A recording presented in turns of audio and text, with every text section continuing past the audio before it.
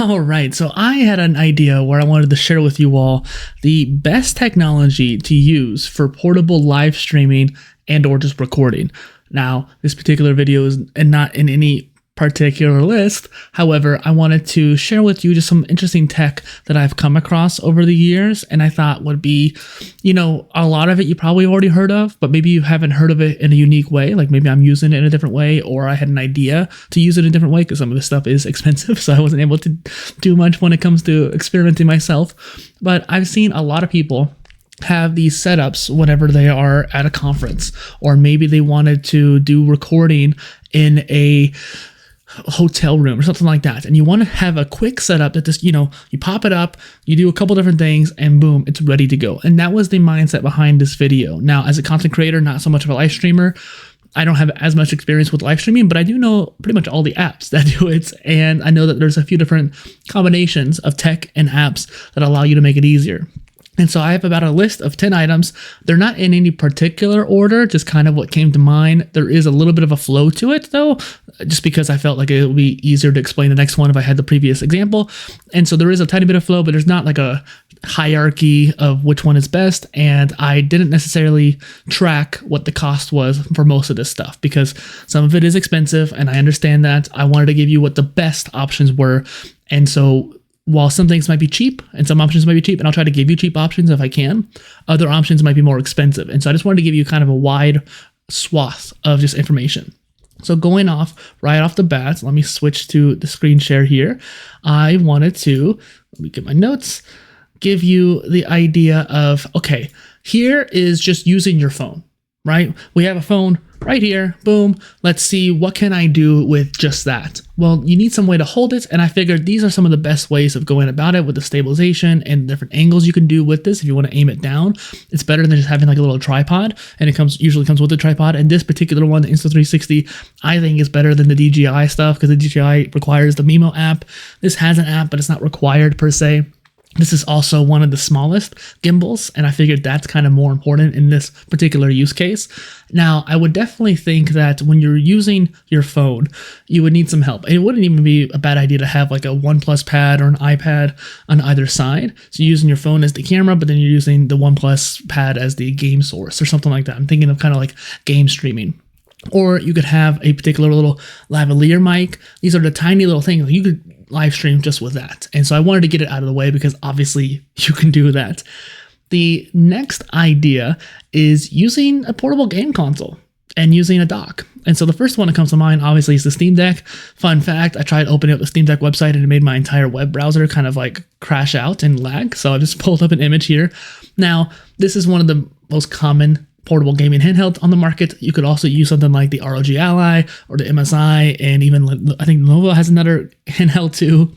There's a lot of handhelds you could use. This is just the first one that came to mind. However, I do think that you'll need to use like a dock to kind of give that HDMI output and plug in some more accessories like a microphone and maybe camera, stuff like that. But you could probably do it all in just one thing.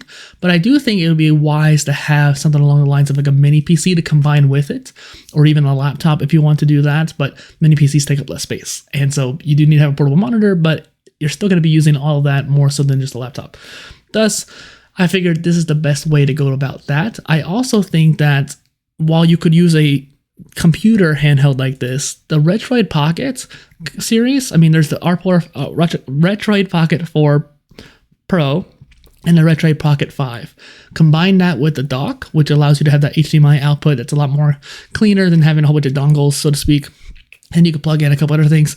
Technically speaking, just like with the Android iPad or something like that, you could probably do it all within this, but you want to save all the processing power for the gaming. So you use this alongside another little PC or something like that. But I think that this is a really cool idea that people aren't thinking about, because there's plenty of fun games you can play on Android, and you can also use your phone in this circumstance too as the gaming device, and then you use some other kind of way to stream it. The next thing is, I keep mentioning little mini PC and portable monitor. I wanted to give you the best monitor I have found on the market, and it's this Sotsu.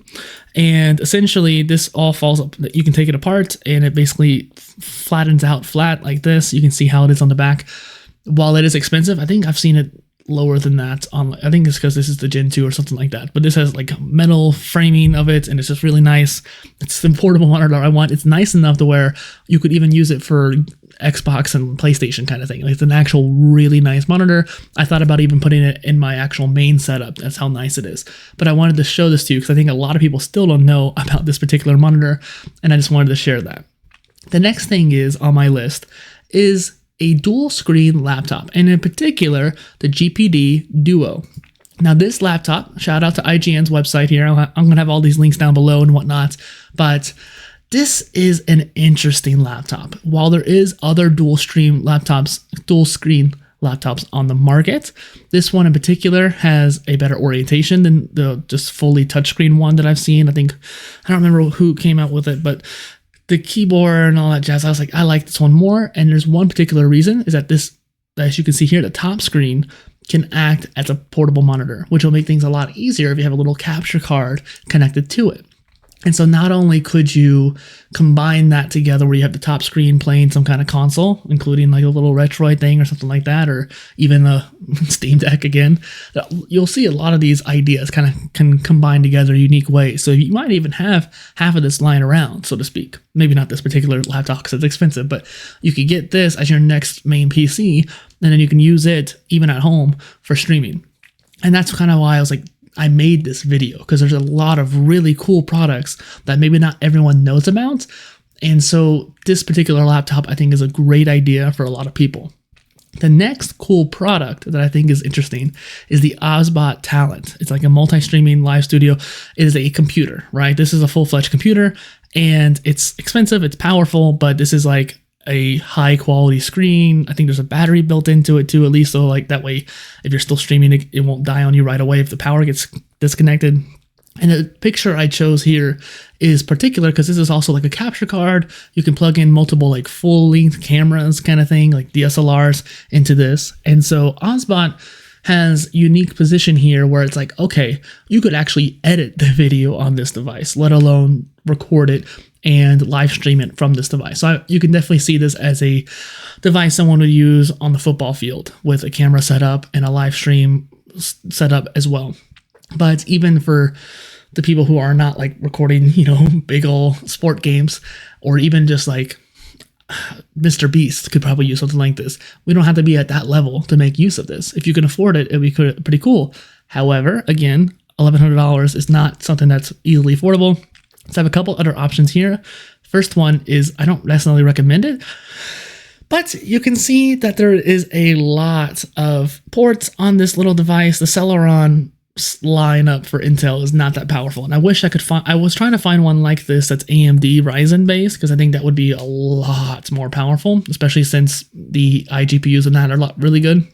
But this particular mini PC is only $200, and it comes with essentially a similar array of ports as the Osbot, and I just wanted to mention it out there. There's plenty of clones like this on here as well, so you can kind of look around for yourself. But the one I was kind of thinking of here is a Ryzen 9 6900HX, and it comes with a little screen built into it. And so this particular little PC, I think, would be really interesting because it takes up very little space. It's actually slightly bigger than my main PC that I have, but it has a screen built into it, which you could use as the screen for, let's say, OBS or something like that, or Meld Studio. And so this particular computer, I thought was like, oh, this is interesting. And yeah, most people don't know about it, so I wanted to mention it. The next thing is, and I'm going to kind of preface this here, it is not anything particular fancy. I have this next section, and I'm separating this because it's going to seem very like duh, but a lot of people just don't necessarily realize it. So let's go back to shared screen. And it's just using Logitech. Get the basic three things. You have a mic, pretty decent mic here. You have the stream cam, which could be vertical or horizontal. This particular camera rotates, other ones don't. And then you have a small light that you can put up on top of something too. And honestly, if you have a nice little rig, you might even be able to put both of these next to each other, or you can put it on a portable monitor or a laptop. And these take up very little space. I actually brought this camera with me on my last trip. I wish the cable detached. That would have been a big difference. And maybe there's smaller cameras that do have detachable cables that would be better for you. But I'm just thinking keeping it in the same ecosystem would be a good idea. And I'm even using a Logitech Lite bar and a Logitech mic. And yeah, so this was something I thought like, okay, if you want the cheapest option when it comes to just the equipment, this is probably it. You know, $300 or so for having a mic, camera, and light. That is really cool. And honestly, you could even use this at home. That's the kind of cool thing about it. It's kind of multi-purpose. The next thing is also from Logitech. This is the Mevo Start. Now, I made a video about this recently where I was like, here's how I would use this. This particular product line, again, not cheap, but each one of the little cameras has internet support, like Wi-Fi and even Ethernet, so you can really connect things much more efficiently and make sure things are stable. And you generally use this with an iPad or Android app, allowing you to control from there, like which cameras are being used, all three, or maybe just back and forth between the different camera angles. And supposedly the mics are okay on it. I would still use like a lavalier mic or something like that. There's plenty of wireless mics you can get. And I think there's even an aux port in the back, so you could actually plug in a nice mic to it if you wanted to. Point is, this would be a great, if you need a really professional multi-camera live streaming setup that you need to take with you, this is the one that I thought would be probably the best. I think there's eMeet or something like that has another brand that's very similar, but this is the one that's been kind of more stable, I think, in the long run. So I just wanted to mention this because this is going to be great for certain people's use cases. The next thing on my list, and something I found out from Harris Heller, and I forgot my cart is on the side here. I need to probably zoom this out. I didn't realize on, okay, well, information. So on here, you have this AverMedia capture card built into the charging brick, and it essentially acts like a dock for the Nintendo Switch, which presumably would also work for Steam Deck too. So this is brand new. It just came out. I just saw an announcement video from Harris Heller about it anyways, but it is crazy to me. You could use this one block to stream off of your, you'd have to have a computer, obviously, at this point to kind of take the capture footage and send it somewhere. Combine that though with this little mini PC. You could probably even power the mini PC from this, more than likely, 100 watts on this charger. So you could have a very minimal setup here. The next thing on my list is the GoBox Studio, which is an amazing setup, and it's definitely something that's a lot more complicated. You have a whole MacBook there, and you have the Stream Deck, and you have a nice fancy camera and all the lighting, and it's also one of the most expensive options on the list. I think it's probably like $11,000, something like that, so way too expensive. But if you can try to come up with something like this on your own maybe, and find a way to create your own little GoBox, or you can, if you can't afford it, I mean, I presume this video is going to go out to people who are just at the beginning, and people like me who are in the middle, and people who have been doing it for a long time who need a very robust solution. So if you're in that camp, this is perfect for you. Now, the next thing on my list is using a mini PC. Now, I talked about that a few times throughout this whole video. Which mini PC should you use? Well, Minisform is great, but what I particularly prefer is the Herc Orion. That's what I have here. I got the Mega, which is the best one you can get. You can even connect a external graphics card to it as well. But this idea of using a mini PC that's actually more powerful than my big old desktop, I think is super interesting. Now, there is one other option that I was going to bring up, is the Minisform V3. It is not a mini PC per se, but it's a tablet PC. So kind of going back to that OSBot kind of mindset, we have just everything plugged in. This can also, while not being used as a PC, it could be used as a portable monitor. So if you had a mini PC and this, which is overkill, but you could probably use it in that regard. And so otherwise, by itself, it's a fully fledged Windows PC. And way more powerful than the Surface line, I would think. I'm pretty sure like the Ryzen CPU in here is a lot stronger. So overall, this is a great option. Or if you need a mini PC, this is a great option. And then the final thing is having a router to actually control the internet bandwidth, because you may not have a stable connection, more than likely. And so this is I don't have a whole lot of knowledge when it comes to this, but I know that Netgear is a great brand, especially the Nighthawk line, which I've gotten in the past for my home router. This is the one I've seen on a whole bunch of van life videos. And so I figured that this is probably one of the best options for a lot of people, especially since you can't be pulling around like a Starlink thing. So if you need a router, you get something like this connected to your little mini PC or laptop or V3 or whatever, and allowing you to have internet access wherever you are. And so if you can combine if you can find a unique combination of all these different items, you can create a mobile live streaming studio or a recording studio. And so if you go into a conference, you can even create a little rig where you have a little router. If you have a camera rig with the router right there, an Opus bot right there, and then even on top of that, maybe having some sort of lighting and microphone system, that is a crazy idea. You could even have a mini PC right there. Granted, the battery situation might be kind of the limitation factor, but you could maybe have just like a rig that you're carrying around that you then put down on like a tripod and then connect it to the power if you're at a conference. I'm just imagining someone carrying around a nice camera rig or a desk setup that they can take with them and interview people on the spot. I've seen similar stuff like that, at least on CES videos or even at the podcast movement. I saw someone coming around with a portable podcast studio. And while it wasn't necessarily like live streaming like we're talking about here, it's a possibility, and the possibilities are endless. I've only shown you about a dozen things or so, and even then there's probably a lot more that I'm missing. So if you can think of something that I've missed, please tell me down below so we can look it up, and maybe I can make a part 2 of this or something like that.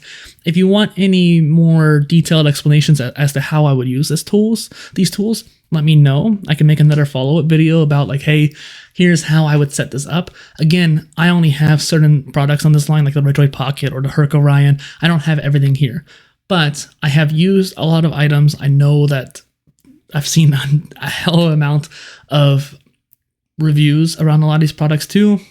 And so I have at least adjacent context for how these different tools work. And so I'm hoping that I can help you come up with a new idea to combine things together for your recording setup. Thank you. Bye.